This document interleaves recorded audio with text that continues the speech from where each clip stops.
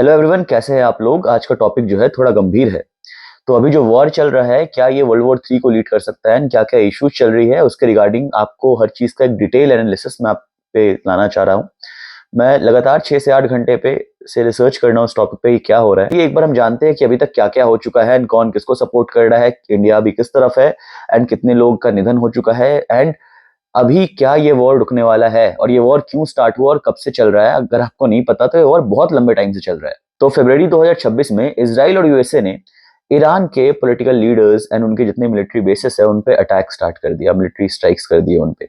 इसमें क्या हुआ कि जो यूएसए ने टारगेट किया उनके की लीडर्स पे किया और उनके मिलिट्री बेसिस पे किए। इसके थ्रू ईरान के सुप्रीम लीडर है उनका निधन हो चुका है और ये वर्ल्ड में अभी चारों तरफ बहुत ज्यादा क्योस का सिचुएशन पैदा कर दिया है।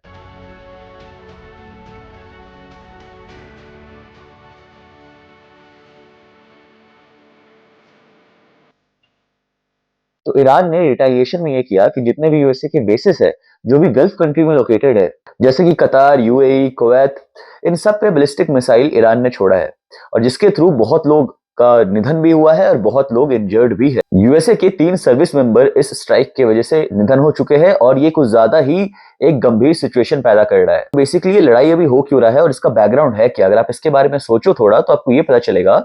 ईरान अपना न्यूक्लियर वेपन डेवलप करना चाह रहा है, जिसके पीछे ईरान ने रिस्पॉन्ड किया कि वो ये चाहते हैं कि उनके सिविलियन की सिक्योरिटी थोड़ी सी रहे एंड इसके लिए न्यूक्लियर वेपन बनाना उनके लिए बहुत आवश्यक है।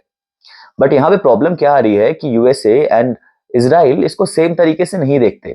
उन्हें लगता है कि अगर गलती से ईरान के पास न्यूक्लियर वेपन आ जाए तो यूएसए के जितने भी अलाइड फोर्सेस है और इसराइल है ना, काफी ज्यादा खतरा हो सकता है। तो यूएसए ये बोल रहा है कि ईरान अपने वर्ड से जो भी उनका डॉक्यूमेंट साइन उन्होंने किया है उसके वो अगेंस्ट जा रहा है, जो कि ये सही नहीं है।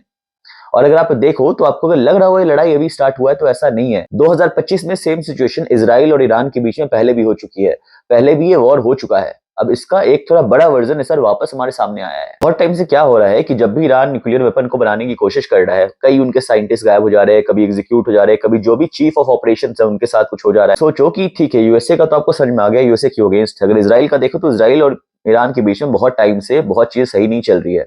इसराइल का ऐसा मानना है और ऐसा बहुत बार देखा गया है कि ईरान ने बहुत सारे टेररिस्ट ग्रुप्स को बहुत बार फंड किए हैं, जो कि इसराइल पे डायरेक्टली और इनडायरेक्टली बहुत बार हमला कर चुके हैं।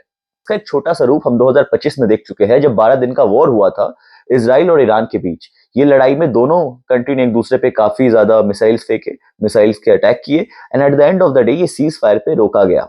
बाकी बहुत सारे कंट्रीज इन्वॉल्व हुए, सीज फायर पे इसको रोका गया। अगर आप इसको जियो पॉलिटिकल रीजन से देखेंगे तो आपको बहुत चीजें समझ आएगी। ईरान जो है वो बैठा हुआ है मिडिल ईस्टर्न वाटर वेज पे और ऑयल रूट्स पे। स्पेशली आप देखो तो स्ट्रेट ऑफ हॉर्मज़ जो है, जहां से 20% वर्ल्ड का ऑयल फ्लो करता है, वहां पे काफी डोमिनेंस है ईरान का।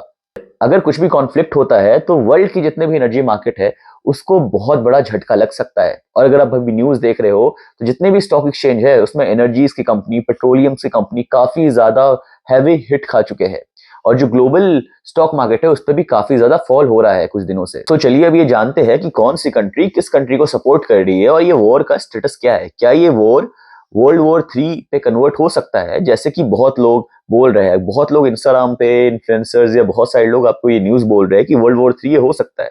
दो वर्ल्ड वॉर 3 अभी होना थोड़ा हार्ड है क्योंकि ये सिचुएशन बहुत सीरियस है, मैं मानता हूं, और ये बहुत लोग मानते हैं सिचुएशन बहुत सीरियस है। बट जितनी कंट्रीज है इस पे सीज फायर लगाने के लिए बोल रही है, ना कि वो और चाह रही है अटैक करना या वॉर में इन्वॉल्व होना। अगर आप रशिया और चाइना को देखो तो रशिया और चाइना ने यूएसए को अटैक को बहुत ज्यादा कंडेम किया है और बोला है कि ये बहुत ही गंदी प्रैक्टिसेस है और यूएसए का जो पॉलिसी है वो बहुत गलत डायरेक्शन में जा रहा है। उन्होंने अपना पॉइंट स्ट्रेट फॉरवर्ड रख दिया है, बट अभी तक वो डायरेक्टली इन्वॉल्व वॉर में नहीं हुए हैं, ना कि रशिया ना कि चाइना। अगर ये दो पार्टीज वॉर में इन्वॉल्व होते हैं तब हम ये बोल सकते हैं कि शायद एक वर्ल्ड वॉर के डायरेक्शन में जाता हुआ हमें दिख जाएगा। सो बेसिकली कौन सी कंट्री किस कंट्री को सपोर्ट कर रही है, तो ये जो वॉर हो रहा है ये वॉर इसराइल और यूएसए साथ में लीड कर रहे हैं और जितने भी गल्फ स्टेट्स है वो यूएसए के फोर्सेस को अभी फिलहाल के लिए होस्ट कर रहे हैं। चलिए अब ये जानते हैं कि इंडिया का इस पे टेक क्या है, इंडिया क्या चाह रही है। बेसिकली इंडिया का टेक बहुत क्लियर रहा है इस पे। इंडिया ने काफी कंसर्न दिखाया है कि ये जो वॉर है ये बहुत ज्यादा हार्मफुल हो सकती है और इस वॉर में हमें सारे सिविलियन के लाइफ को प्रायोरिटी देना चाहिए, ना कि इसे और बढ़ाना चाहिए। इंडिया अभी इसको काफी क्लोजली वॉच कर रही है। इसका रीजन ये है कि इंडिया के 10 से 20 हजार लोग ये सारे गल्फ कंट्रीज में अभी सिचुएटेड है या लोकेटेड है। उनका सेफ होना सबसे पहला प्रायोरिटी है इंडिया की। बहुत सारे अनवेरिफाइड सोर्सेज के थ्रू, जो कि आप वेब पे देख सकते हो, आप न्यूज चैनल्स पे देख सकते हो, बहुत जगह पे देख सकते हो कि एक अनवेरिफाइड सोर्सेज के थ्रू एक बात सामने आ रही है कि एक ड्रोन जो एलओसी के बॉर्डर है उसके पास स्पॉट हुआ था, जिसको इंडियन आर्मी ने स्ट्राइक डाउन करके वो वापस वो रिटेलिएट कर वो वापस चला गया जब स्ट्राइक डाउन किया गया उसको। ऐसे कुछ भी हार्मफुल इंपैक्ट अभी तक नहीं हुआ है, बट ये पाया गया है कि शायद ये एलओसी का बॉर्डर क्रॉस करके पाकिस्तान के साइड से आया था। अब ये श्योर नहीं है, इसका कोई वैलिड बहुत क्रेडेंशियल प्रूफ नहीं है, बट ये सारी चीजें हैं जो अभी तक हो रही है। अब आप मेरे को एक बात बताइए, आपको क्या लगता है यहाँ पे गलती किसकी है, यानी यहाँ पे क्या ये यूएसए और इसराइल की गलती है या क्या ये ईरान की गलती है?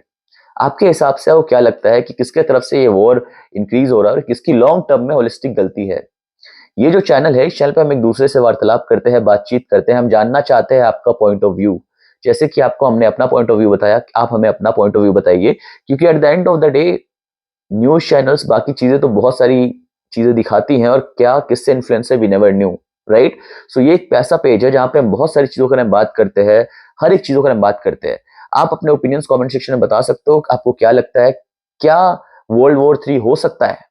आपको ये लग रहा है कि नहीं लग रहा? दूसरा, क्या आपको लगता है अगर ये वर्ल्ड वॉर 3 होता है, तो क्या रशिया और चाइना एक बहुत इंपॉर्टेंट फैक्टर प्ले करेंगे? क्या वो लोग ईरान को सपोर्ट करेंगे? उसके अलावा मेरे को एक बात और, मैं जिस चीज को लेके थोड़ा डर रहा हूं, अगर रशिया और चाइना इस वॉर पे आ जाती है तो वर्ल्ड वॉर की संभावनाएं काफी ज्यादा बढ़ जाती है। और आपको ये बताइए, आपको क्या लगता है इंडिया का टेक इस पे किस पे होगा? एक न्यूट्रल, मेरे हिसाब से एक न्यूट्रल फेस देना यहाँ पे बहुत इंपॉर्टेंट है, क्योंकि इंडिया को भी अपने सिविलियंस को देखना है, बाकी चीजों पे देखना है। क्योंकि अगर आप लॉन्ग टर्म पे देखो तो इंडिया और इसराइल का भी रिलेशनशिप काफी स्ट्रांग है और इंडिया और रशिया का भी रिलेशनशिप काफी स्ट्रांग है। तो इंडिया अभी एक न्यूट्रल टर्म पे ही इंडिया को रहना चाहिए मेरे हिसाब से। बाकी आपको क्या लगता है, अपने विचारधाराएं कमेंट सेक्शन में जरूर बताइएगा। इसके अलावा लॉन्ग टर्म में आपको जो भी चीजों के बारे में पता है, जो भी चीजों के बारे में जानते हैं, क्योंकि at the end of the day मैं भी बहुत बेसिक जानता हूँ, जितना मैंने रिसर्च किया मैं उतना जानता हूँ। उसके अलावा जो भी चीजें आप जानते हैं प्लीज कमेंट सेक्शन में बताइए, ताकि मैं भी कुछ चीजें जान पाऊँ और जब नेक्स्ट पार्ट इसका बनाऊं तो थोड़ा सा मेरे को और पता हो इसके बारे में। Thank you so much. तब तक के लिए सेफ रहे, सावधान रहे, थोड़ा सतर्क रहे और थोड़ा सा अपने लिए सेफ्टी कंसर्न को लेके चले, अगर आगे ये वॉर थोड़ा बढ़ता है तो। Thank you so much.